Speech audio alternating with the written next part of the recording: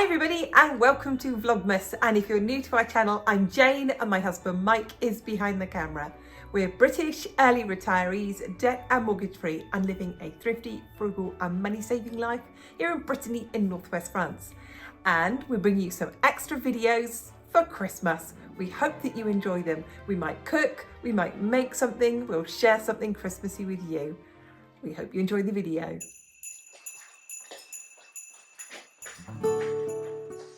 Let me go through the ingredients for a Bailey's Christmas cake.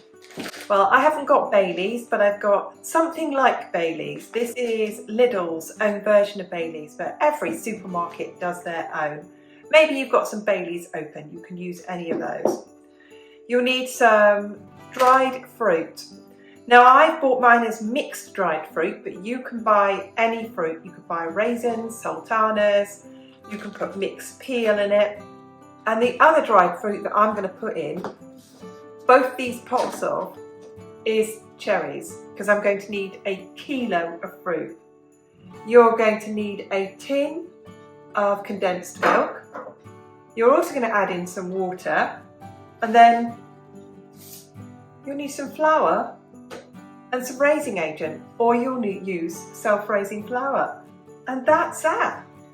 It's got to be the simplest cake. Anyway, I'm going to get my fruit in the bowl.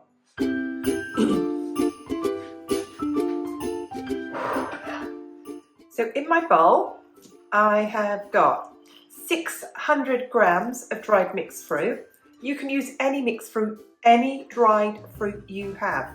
I think if you had chopped up dried apple, anything could go in here. And then I've got 400 grams of the sweet glacé dried cherries. And then it's so simple, isn't it? I add in 1 cup of Bailey's or something like it. And I have a little bit extra in the bottle and I don't want to waste it. So I'm going to make the liquid up to 1.5 cups. Okay. Then I'm going to add in my tin of condensed sweetened milk.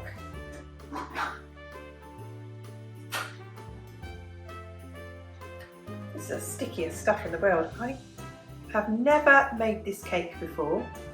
It is I found it on an Australian website, so I'm assuming it's an Australian recipe. Get out the rest of that. And the fascinating thing about the Australian recipe is they served it without any decoration on it, but with custard. So I thought, ooh, how fantastic, serving cake with custard. Almost like they served it like British people would serve a Christmas pudding. I'm going to make sure I get all of this out. Christmas cake is expensive to make, and it's Christmas time. And we put the money aside and enjoy it. So I'm just making sure it's all out. And I'm going to stir this all together. And this is it's Wednesday morning when I'm making this. And on Thursday morning, I will add in the flour and the baking powder and bake it. And I think this has got to be the simplest cake recipe I have ever heard of. So this is going to go sit in the fridge. I will cover it up and it will sit in the fridge for 24 hours.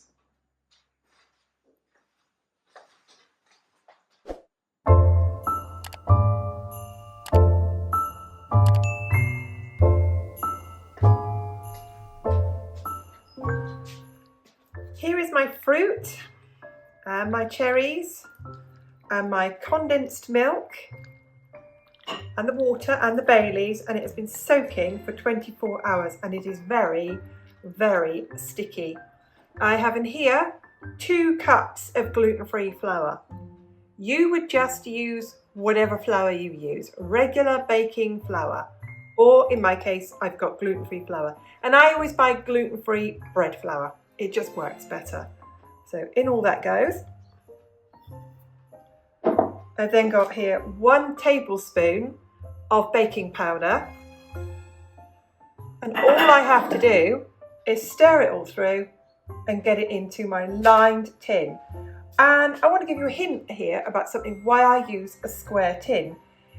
Any cake this size is too big for just the 2 of us, but if I make a square cake, I can cut it into 2 oblong shaped cakes, 2 rectangular shaped cakes, and I can make 1 for a friend who also cannot eat gluten, and 1 for us. So I'm going to get this mixed and into there.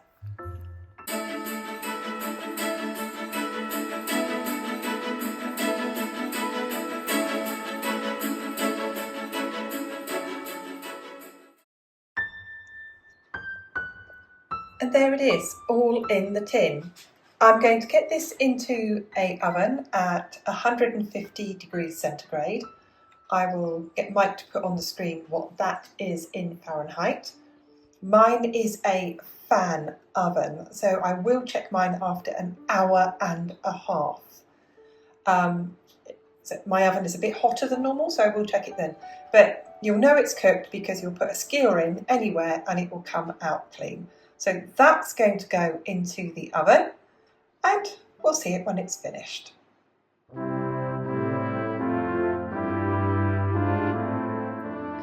Here is my cake. You could leave this in the oven for 2 hours if you have a slow oven, but my oven tends to run quite hot. I've tested it all over with the skewer, putting it in, and every time it's coming out clean. So I'm pretty happy with that. I'm going to call that it and leave it to go cold.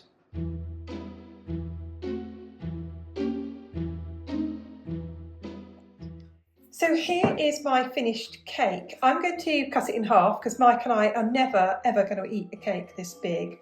And half of it I'm going to decorate and give it to a friend as a Christmas gift. And half of it we'll just pop in our cake tin and eat it just as we like.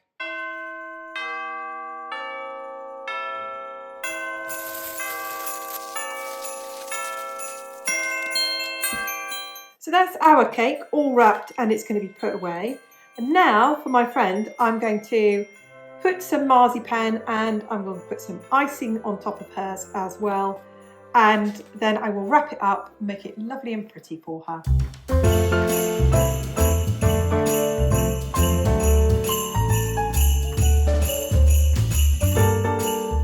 And here is the absolute finally finished cake, all wrapped up. These little tinkly wrappers in a load of cellophane, which is not expensive at all, and it's a great way to give a Christmas cake as a gift. The friends coming around to pick it up, and I know that they'll really enjoy it. It's a lovely cake, and it's one of those inexpensive Christmas gifts. It's just so nice to give. I mean, who doesn't love a Christmas cake? And if you're wondering why this one is white, it's because it has marzipan on it and then it has something called royal icing on top. There we go, all finished. Bailey's Christmas cake.